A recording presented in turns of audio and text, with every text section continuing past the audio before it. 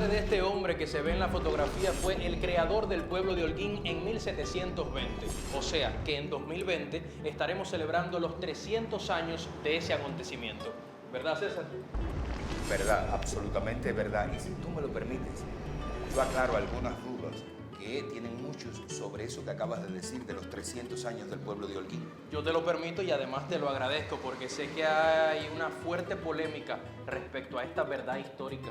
Es que hay algunos que piensan que se cumplen muy pocos años del pueblo de Holguín y eso se explica porque nos acostumbramos a celebrar la fundación del hato, que según la tradición, según la leyenda, ocurrió el día 4 de abril de 1545, por tanto, hace 475 años. Se fundó el hato de Holguín, no el pueblo. No el pueblo.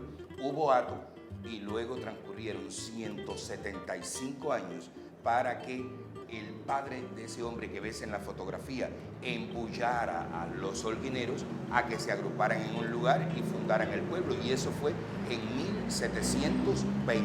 Antes de conocer la historia de este hombre de la fotografía, háblame del padre fundador del pueblo de Holguín, pero no lo hagamos aquí. Vamos a la sombra de la mata de guayaba, que eso también tiene una justificación histórica donde nos encontramos. Vamos.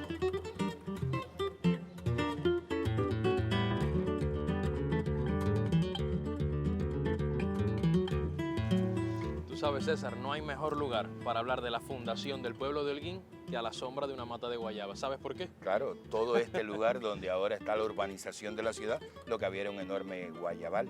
Cuando los españoles llegaron a Cuba, era eso lo que encontraron, guayaba, muchas matas de guayaba. Yo había leído eso sobre la guayaba, pero me pregunto, ¿y los mangos? No, los mangos demoraron.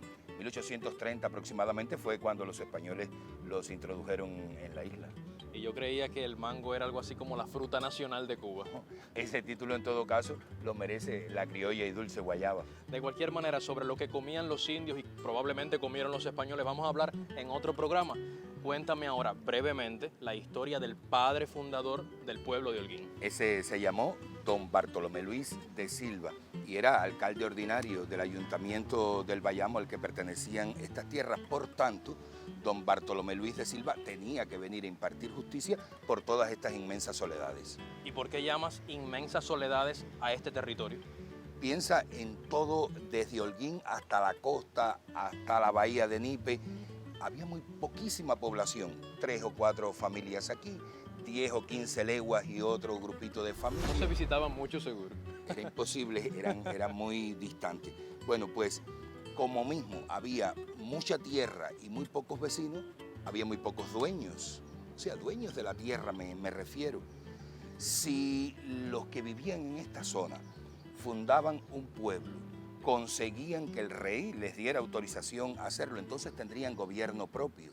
Y ese gobierno sería el que entregaría las tierras sin dueños. Y a todos esos vecinos que estaban en esa inmensa soledad, don Bartolomé Luis de Silva los convenció. Nos agrupamos en un lugar, todos, venimos a vivir a ese lugar, creamos un pueblo, pedimos la autorización del rey y entonces somos los que entregamos las tierras. ¿Eso fue lo que sucedió? Eso fue lo que sucedió. Comenzó desde 1716 más o menos a mudarse a este lugar donde hoy está la ciudad y ya en 1720 tenían el pueblo. Y para hacerlo echaron abajo los inmensos guayabales. Lamentablemente. Durante 32 años, los vecinos de San Isidoro de Holguín tuvieron que luchar muy duro para que el rey diera título. Cuando lo consiguieron, pudieron tener gobierno propio. El hombre de la fotografía fue el primer gobernante que tuvo Holguín. Era hijo del padre del pueblo. Se llamó José Antonio de Silva y Ramírez de Arellano. Hijo como era una rica y principal familia bayamesa, José Antonio de Silva y Ramírez de Arellano se fue a España, se hizo abogado y cuando retornó a la casa bayamesa de sus padres, escogió a una rica heredera del pueblo y con ella se casó para formar familia. ¿El nombre de esa mujer cuál era? Ángela Aguilera y Tamayo. Que me imagino que sea la dama de esta foto. No, esta es la segunda esposa de José Antonio. Ella se llamó doña Antonia Tamayo y Aguilera. Yo me imagino que José Antonio fue un hombre muy rico. ¿Cómo se hizo rico, César? Porque heredó la fortuna de sus padres y además, bayamés como era, pues participaba en el comercio con los corsarios y piratas que llegaban hasta Manzanillo, y eso hizo que todavía fuera más rico. Cuando llega a Holguín, alquila esta casa. Sí, aquí vino, aquí vivió, pero muy poco tiempo. Luego se fue a otra casa. Lo que pasa que como era esta la casa del primer teniente gobernador que tuvo Holguín, pues los vecinos de la ciudad se acostumbraron a llamarla así, la casa del teniente gobernador. Así ha sido hasta hoy. Hasta hoy, por eso muchos piensan que aquí vivieron todos los tenientes gobernadores. Solo vivió un poco tiempo este que ves en la fotografía. Fue muy corto el tiempo durante el que José Antonio de Silva se desempeñó como teniente gobernador de Holguín. Él mismo pidió que lo relevaran y fue, creo, porque no pudo llevar a feliz término el plan que traía en su cabeza cuando vino por primera vez. ¿Y cuál era ese plan, César? Fundar un pueblo a la orilla de la bahía de Nipe. ¿Tan lejos? Allá. Quizás era que él quería parecerse a su padre, fundador del pueblo de Holguín. Sí, pero yo creo más en otra hipótesis menos romántica. Él lo que quería era fundar un pueblo cerca de la costa para poder comerciar con los corsarios y piratas sin ninguna autoridad española que se lo impidiera. Bueno, eso también podía ser. Ahora, ¿qué fue lo que hizo cuando se fue de Holguín? Se fue a fundar otro pueblo. ¿Cuál? Y lo fundó Guisa. Él fundó el pueblo de Guisa y una vez que lo hubo hecho, pues ya cumplía los requisitos para solicitar un título nobiliario. Y lo solicitó. Lo solicitó y se lo entregaron. Marqués de Guisa. Entonces fue a España, recibió el título, regresó a Cuba, pero no vino a Bayamo, sino que siguió a La Habana, donde tendría algo que resolver. Estando en La Habana, el famoso Marqués de Guisa, se produce el ataque de los ingleses a La Habana. El marqués participa, defiende La Habana. Y muere. No. Lo que sucedió es lo que sabes por la historia. Los ingleses tomaron La Habana, claro, y al Marqués de Guisa no le quedó otro remedio que regresar al Bayamo. Cogió un barco, vino por toda la costa sur. El plan era bajar en Manzanillo, pero no llegó a Manzanillo. ¿Qué sucedió? Un ciclón. Los alcanzó un ciclón y el barco en el que venía el Marqués de Guisa se hundió. ¿Y murió ahogado?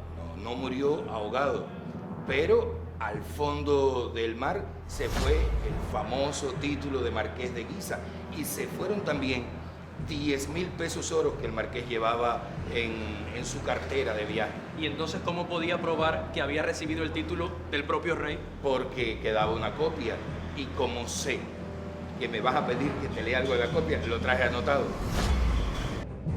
Por decreto señalado de mi real mano, he venido a haceros merecedor del título de Castilla para vos, vuestros hijos y herederos y sucesores. Por tanto, y porque habéis elegido la denominación de Marqués de Guisa, mi voluntad es que para siempre os podáis llamaros y titular Marqués de Guisa. Palabra real, César. Ahora, además de para satisfacer la vanidad, ¿para qué servía tener un título de marqués? Le daba todas las prerrogativas de un señor feudal, o sea, toda esa partecita de Cuba le pertenecía al Marqués de Guisa, ni siquiera el rey mandaba en ese lugar. Él, por ejemplo, seleccionaría a quien gobernaría en el pueblo y además todos los que vivieran en Guisa por siempre y para siempre tendrían que pagarle al marqués por residir en ese lugar. Hasta los que pasaran por los caminos le tenían que pagar al marqués. Entonces era un buen negocio ser marqués. Lo era, pero también era un tremendo dolor de cabeza. ¿Por qué? Tenía que resolver todos los conflictos del lugar. Bueno, claro. Y eso cansó al marqués, pero enseguida, lo cansó enseguida. Él pasó el título unos 4 meses después a su única hija, tenía ya 74 años y murió poco después. Yo tengo entendido, César, que los títulos nobiliarios son a perpetuidad. ¿Todavía existen los marqueses de Guisa? Existen los marqueses de Guisa, solo que viven en Madrid desde el año 1868. No viven en Guisa, cerca de Bayamo. No.